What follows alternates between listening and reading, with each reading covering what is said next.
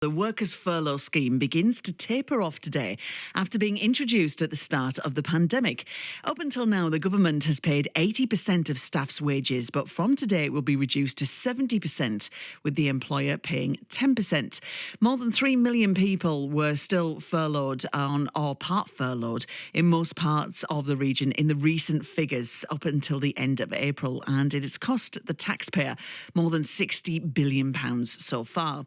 There's also warnings from the Institute for Fiscal Studies that the end of furlough could see redundancies rise in the next few months. We're joined now by Nicky Jolley, who is from HR2day in Darlington.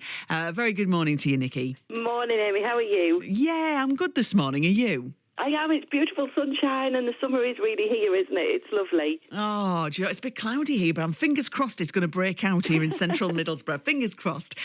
So what's happening today then, from today? I mean, how is it going to affect employers, employees? Well, I mean, they've already started having to pay NI and things like that, and pension contributions. So there has already been a contribution from people that are still using furlough. But as of today, as you've said, they now have to pay 10% of the 80%, basically. So the employers are now having to put the hand in the pocket. And as of next month, from the 1st of August, that goes up to 20%. So the government will continue to pay 60%, and the employers will pay 20% for August and September. And as far as we know, it's not going to be extended. So basically, we've got the next 3 months where employers really need to start making those difficult decisions. Some may have their head in the sand, but those people that have been on furlough from the beginning, do they need them back? Do they think there's going to be jobs for them? Maybe they should be considering using a flexible furlough to start and to reintroduce people so that they can genuinely work out if they actually have jobs available. And I do think now is the time. They've got 3 months to start working this through.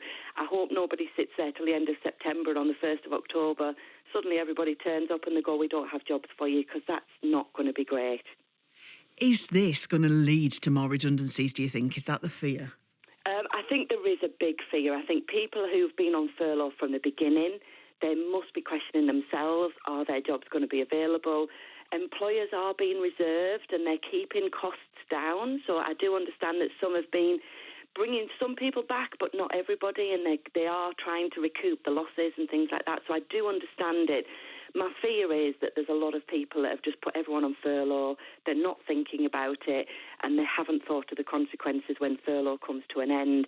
I do think we will see a rise in redundancies in the coming months. I really do, and I think September will be the big hitting month when people realise that they've got to do something, or they're going to start paying 100% salaries themselves. And I don't think all these businesses can necessarily afford it at the moment. It's been a brilliant scheme, it really has, but $60 billion it's cost so far. Do you think now is the right time to start, kind of easing this back and getting back on track and ending the furlough scheme? I've got to be honest, we've got to get our lives back. We've got to start building our economy. Businesses, unfortunately, either need to make it or break it. That sounds really hard, but it's like ripping the plaster off. We've got to get to a point where we know where we stand and we can start to rebuild as a nation. So just finally, anybody who's sat there worrying about their jobs, worrying what the future holds, what's going to happen, have you got any advice for them? Well, I mean, anybody that's on furlough, remember, you can call your employer, you can speak to them. You should have been speaking to them all the way through. It's about communication. Anybody that's sat at home worried, pick up the phone and say, hi, I'm here. What's happening? We've only got 3 months left of furlough. Am I coming back? Should I start coming back phased? At least if you find out now, you've got 3 months that hopefully they'll continue to pay their contribution and leave you on furlough till you can get another job. If you just wait till September, it may be a shock for everybody to find out that you haven't got a job and you're on consultation for redundancy. So I think it's 2 notes. If you're not sure and you sat at home thinking, I've really enjoyed this, or actually it's been okay, but at least I've been getting money coming in, what's going to happen? What do I do? Pick up that phone, start speaking to your employers, start asking those difficult questions.